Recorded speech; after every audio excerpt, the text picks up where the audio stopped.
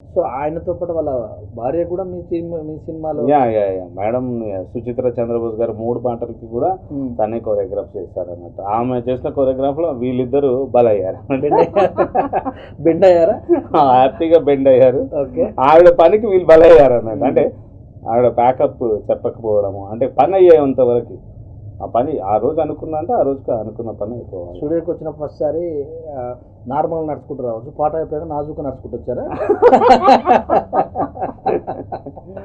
Okay, Ramya రాజు అంతేనా?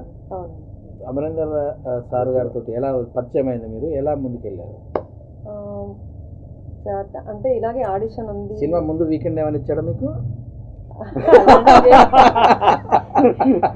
Select అయ్యాక weekend, select ముందు అయిపోయాక వీకెండ్, ఇంకా షూటింగ్ అంతా వీకెండ్ పార్టీ లాగానే అయిపోయింది రోజు.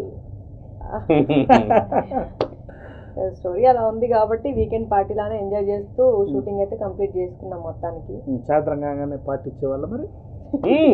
పార్టీ ఖచ్చితంగా ఉండదు. అంటే పార్టీ అది కాదు, చికెన్ మటన్ బిర్యానీ అలా ఎనర్జీ డ్రింక్స్. సో మీ ఎనర్జీ ఎలా ఉంది సినిమాలో?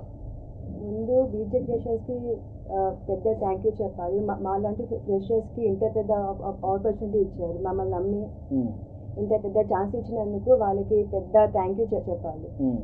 సో నాకైతే చాలా చాలా ఎక్సైటెడ్గా ఫీల్ అయ్యి సినిమా షూటింగ్ మొత్తం అంతా ఇంత ఆపర్చునిటీ ఇచ్చారు నమ్మి.